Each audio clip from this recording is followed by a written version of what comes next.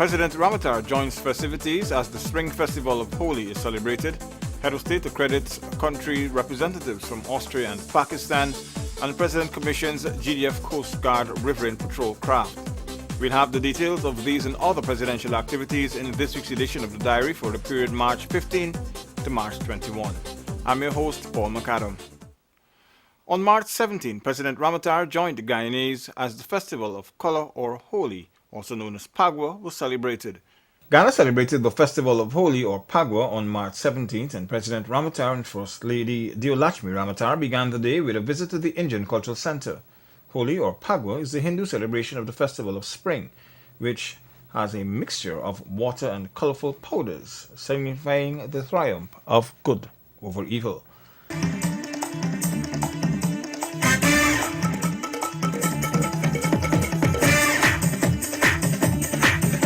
The President focused on the recognition of unity being built through cultural and ethnic diversity in Guyana. He indicated that the festival is no longer an Indian celebration, but a Guyanese one. And that is the beautiful thing of living in a multi-ethnic and multicultural society, where we can bring all the various strands of various cultures and evolve our own and make it, while we preserve the cultures, we also develop a unique one, a unique Guyanese culture drawn from the 4 continents that my friend David mentioned just now, and become stronger and even more beautiful because we add a lot of flavor to it. Just looking at the dances just now, particularly a dance by Mr. Cheek with the Caribbean rhythm, you can see that the Caribbean is also influencing Indian culture at this point in time.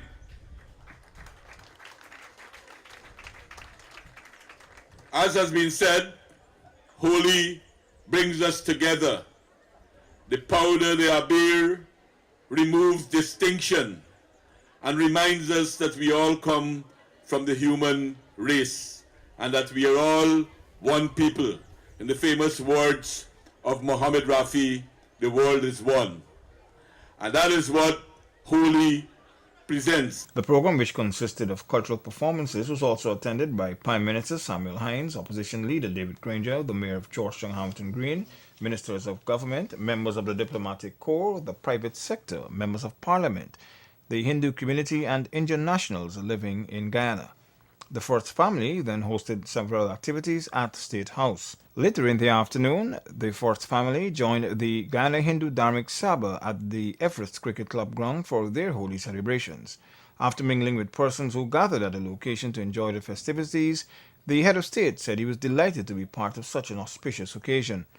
A celebration of the victory of good over evil. It is the beginning of a new page, spring, and the beginning of the turning of a new leaf, a new beginning, so to speak. And we can apply that to almost everything in our day-to-day lives. Today, we can apply it to what is taking place in our country. As you know, over the last 8 or so years, our country has been advancing rapidly, and we can grow much faster, generally, with everybody working together.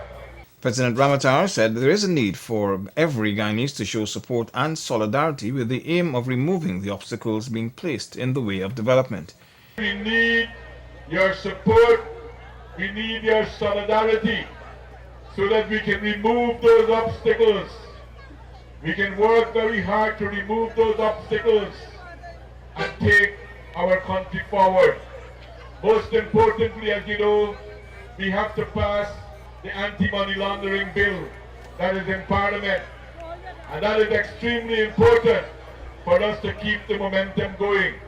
So as we celebrate and as we enjoy ourselves, let us also resolve to continue to take Guyana forward and make Guyana the best place in the world as it could be. The President also joined other groups in various communities as they too celebrated the festival, which is regarded as one of unity and goodwill and an opportunity to forget all differences.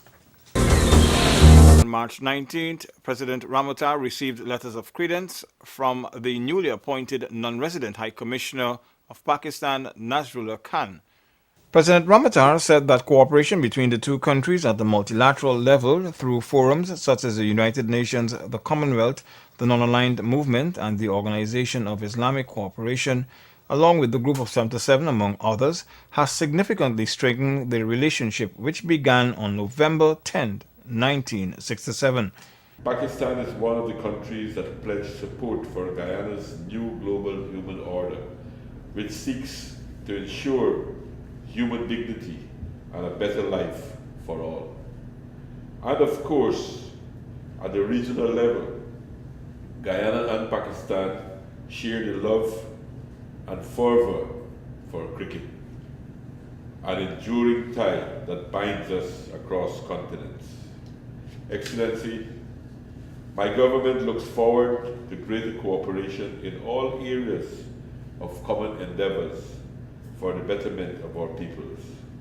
I believe both Guyana and Pakistan have the opportunity to contribute to sustainable development goals that reflect the realities of our countries.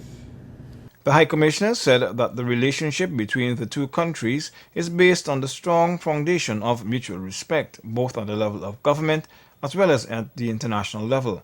He noted that in today's globalized world, geographic distance is of little consequence, especially since Guyana and Pakistan share a lot of commonalities, including the love and passion for cricket. Pakistan and Guyana also have trade and commercial relations. The volume of our bilateral trade was a little less than $1 million in the last year. It is not a very huge figure, but we can always try to work hard together and try to enhance it. Excellency, Mr. President, I would like to express my gratitude for the opportunity afforded to me to present my letters of credence to you today. I am confident that I have Your Excellency's blessings and the support of the Government of Guyana for my endeavors for further enhancement of the friendly relations which so happily exist between the Islamic Republic of Pakistan and the Republic of Guyana. Thank you. The High Commissioner also conveyed his country's gratitude for Guyana's support for their candidate in the United Nations Committee on the Elimination of Racial Discrimination. You're watching The Diary, where we have been recapping the highlights of the country's president's weekly activities. More after the break. In an effort to ease the traffic congestion in and around the city, the Home Affairs Ministry has taken the decision to divide Georgetown into 4 quadrants: Northwest, Northeast, Southeast, and Southwest. This decision was taken after a comprehensive analysis of the traffic situation. It will see a smoother flow of traffic, especially during the peak hours. A massive awareness campaign will be rolled out to help people navigate the new routes. Guyana as a tourist destination continues to receive international acclaim. The reputable National Geographic Traveler has named Destination Guyana as one of the must-see places in 2014. The renowned magazine said Guyana is the best-kept secret in South America with stunning natural wonders. This year, increased focus will be placed on enhancing the standards within the industry, focusing on tourism products and services, multi-destination itinerary planning, events management, ecotourism, and sustainable principles and guidelines, as well as a grading scheme which will be developed for the industry.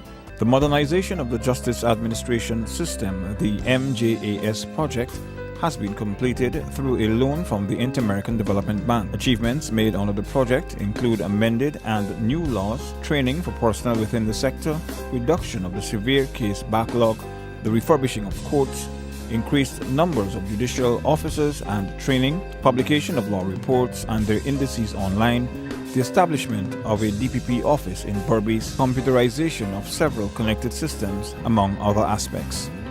In an effort to respond more promptly to citizens, the Home Affairs Ministry has launched an online crime reporting system which allows citizens who possess or have access to cell phones, computers, or other devices with internet connections to report criminal activities.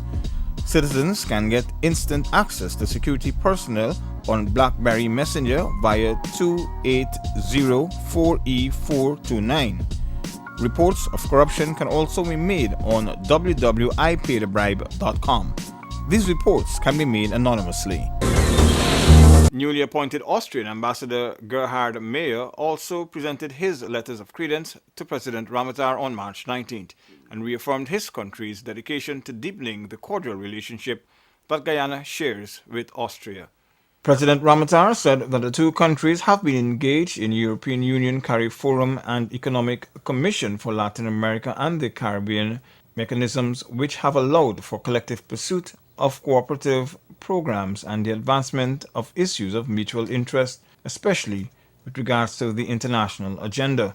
The continuity of accreditation to Guyana will provide the opportunity for us to explore avenues for deepening our relations at the bilateral level. And I welcome your expression of commitment to working with us to achieve this objective, particularly through the common areas of interest such as energy, sustainable forestry management, and combating climate change. I also acknowledge the importance that Austria attaches to the Caribbean sub-region. The existing Memorandum of Understanding on cooperation between CARICOM and Austria is a testimony to this, and I hope that this can be fully implemented to give impetus to this relationship. I note your government's encouragement for CARICOM representation in Vienna, where Austria has opened its doors at the headquarters for several agencies of the United Nations. This offer will, I'm sure, be addressed by the community. Ambassador Mayer informed that his country is willing to offer scholarships, particularly in the field of tourism, for which Austria is known. Given the positive feedback by both the participants to the executive training program for junior diplomats at the Vienna Diplomatic Academy and to a recent workshop on international law here at the seat of CARICOM, we offer to continue these initiatives. Your Excellency, please let me reiterate that I see it as my duty to contribute to the best of relations between the Republic of Austria and the Cooperative Republic of Guyana. I wish to thank Your Excellency, the authorities, and the people of Guyana for the kind reception and for all the support I shall receive in this task. A visiting team of high-level officials from the Caribbean Confederation of Credit Unions paid a courtesy call on President Rametar on March 19. The high-level delegation was led by the organization's president, Aaron Moses, who took up his post in June of 2013. Well, we have 4 board meetings annually, and we rotate those meetings in our various territories. We have 17 Caribbean countries, part of that APEX organization, with 353 credit unions in the Caribbean, 2.1 million members, with total asset base of 4.5 billion. So we are a significant player in the financial architecture of the Caribbean, making meaningful contribution to the lives of people who previously did not have access to the traditional financial services, transitioning them from, the lower echelons of society and building powerful middle class within our Caribbean. The organization met with local stakeholders as part of overall efforts to develop the movement across the region. One of our major objectives is to ensure we do have an enabling environment that is conducive for the growth and development of the movement within the Caribbean in its broadest context. So we are talking about relevant policies, relevant legislation, and other issues that are germane to the growth and development of the movement. So we meet with all the relevant stakeholders to address that. Efforts are also being made to increase confidence within the financial sector. People have grown concerned about the stability of the financial institutions. And so we focus on exposing the credit union story, because credit unions within the Caribbean have been very successful. And it varies from country to country, but in the Caribbean, it's a very powerful institution. And unfortunately, Guyana, despite the early start of the credit union movement, really exists on the periphery of the movement. So there's lots to be done in Guyana in terms of growing and developing and modernizing the credit union sector. And so we are prepared to do that. And hence the reason why we are here today. The team of officials spent 5 days in Guyana. On March 20, several regional leaders wrote to President Ramatar expressing their concerns about the failure of the local legislature to pass the critically needed anti-money laundering bill. St. Lucian Prime Minister and Minister for Finance, Economic Affairs, Planning and Social Security, Kenny D. Anthony, stated that Guyana's intransigence was exceedingly unfortunate as the damage to the reputation of the country could be costly. He expressed the hope that better sense prevails and a swift solution is found, as he assured his government's support in the Guyana government's effort to secure the passage of the amended bill. The Premier of the Virgin Islands, D. Orlando Smith, noted that Guyana's pivotal role in bringing about regional anti-money laundering compliance is recognized, and efforts in seeking to strengthen local existing legislation of the Anti-Money Laundering and Countering the Financing of Terrorism Act 2009 is to be commended. He added, quote, "The Virgin Islands supports your ongoing efforts to bring about the enactment of key legislative reforms. In the context, we at the CFATF level and especially at the ICRG level endeavor to encourage and emphasize the need for expedited reform and the importance of national unity and cohesiveness in order to achieve this." End of quote.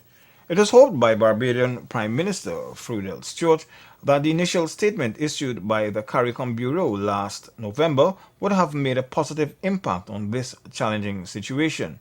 He said, quote, "But it has clearly had not done so." End of quote. The Barbadian PM noted that without any doubt, this situation and the threatened action by CFATF will affect Guyana and the entire Caribbean region and, quote, "will negatively impact the well-being of our people." The heads of government of the Caribbean Community, CARICOM, at their 25th intersessional meeting in Kingston, St. Vincent and the Grenadines, issued a call for Guyana to pass the Anti-Money Laundering and Countering the Financing of Terrorism Amendment Bill, which is currently in a special select committee of the National Assembly. The heads discussed the impasse in Guyana in caucus and agreed that the non-passage of this piece of legislation would have devastating economic impacts not only for Guyana, but for the rest of the region. The Commander-in-Chief formally commissioned 3 new patrol boats for the Guyana Defense Force's Coast Guard unit. Addressing senior Guyana Defense Force, Joint Services officers and other dignitaries, the Commander-in-Chief, President Ramatar, said that the relationship between the two nations, particularly on security matters, is a long one. Noting that criminals also have access to up-to-date technologies and equipment, he added that it will necessitate a rethink of the current approaches used to fight crime and prevent persons from committing illegal acts. We need to have not only cooperation internationally, but we have to sometimes rethink some of our traditional way of thinking about the demarcation of duties and limitation of duties of some of our disciplined forces. And for us to see defense, of course in the first instance being defense of our borders, but defense more meaning also creating the environment within our country so that we can carry on economic activities that will benefit our people. This will see the need for closer collaboration between the joint services, he added. We are a poor country. We still have many needs. Our people still have many needs that we have to fulfill. But the need for security is as important as any of these other needs. But at the same time, I would appeal to those who are handling these equipment. You heard the costs of them, how expensive they are. That we should always keep in mind that if we carry these vehicles, these equipment, if we carry our vehicles, if we can make them give us longer life in working, then we can have resources to do other things that are important in our society as well. U.S. Ambassador Dr. Brent Hart said that the new patrol vessel's delivery has been overdue but worth the wait. Built in the United States by Metal Shark aluminum boats, they're valued at US $1.7 million. They are in fact the first US built boats that will be used by the Guyana Defense Force Coast Guard. And we're very confident that they will be a valuable addition to the Coast Guard's fleet. These same vessels currently are in service around the world with the U.S. Navy and the U.S. Coast Guard. And in addition, I should note that these boats will come equipped with state-of-the-art communications capabilities that will ensure timely sharing of information and operational coordination shore to sea. Today's handover of the Metal Shark vessels marks the beginning of a new chapter in United States-Guyana relations as we deepen our work together to combat transnational organized crime, ensure freedom of commerce and navigation on inland waterways and the seacoast, and most importantly, to ensure the safety and security of the people of Guyana. The boats were provided under the Caribbean Basin Security Initiative, the CBSI, which was launched in 2010, and training for ranks conducted by the U.S. Coast Guard's Technical Assistance Field Team. The patrol boats N28, N29, and N30 are 31 feet in length, powered by two 250 horsepower outboard motors, carry 12 ranks at a maximum speed of 50 knots for a range of 200 nautical miles. Two similar vessels will be delivered later this year to increase the Guyana Defense Force's Coast Guard's patrol capabilities. More of the diary after this break. Guyana has achieved universal primary education.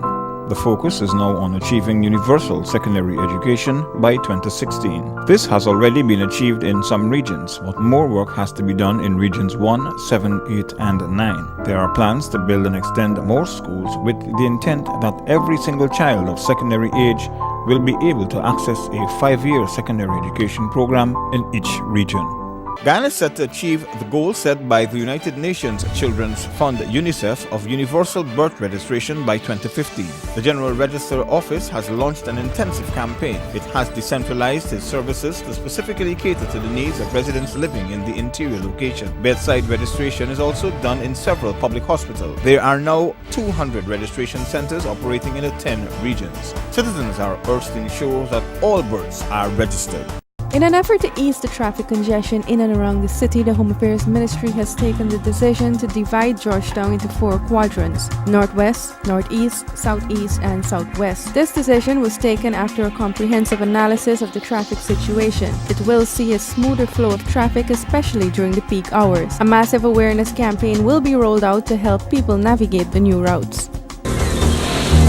President expresses sadness at the passing of former Parliamentary House Speaker Deborah Backer. Honorable members, I declare this sitting of the National Assembly of the Parliament of Guyana to be duly constituted and in session. I will now invite the clerk to read the prayers.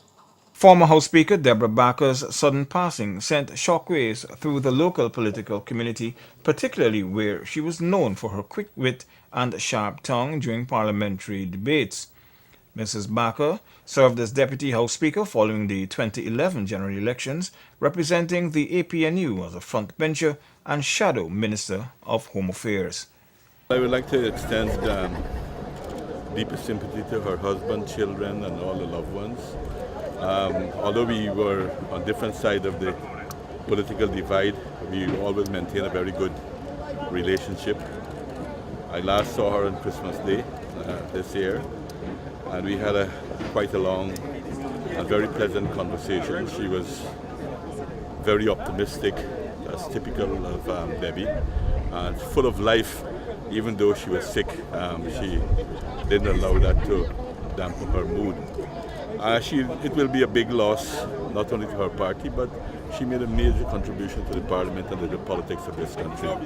And I want to extend again sympathy to the family and friends and to the DNC and the APNU on her passing. That's all in this week's diary for the period March 15 to March 21, 2014. Before we go, these were some of the highlights. President Ramotar joins festivities as the Spring Festival of Holi is celebrated. Head of State accredits country representatives from Austria and Pakistan. And President commissions Guyana Defense Force Coast Guard Referent Patrol Craft.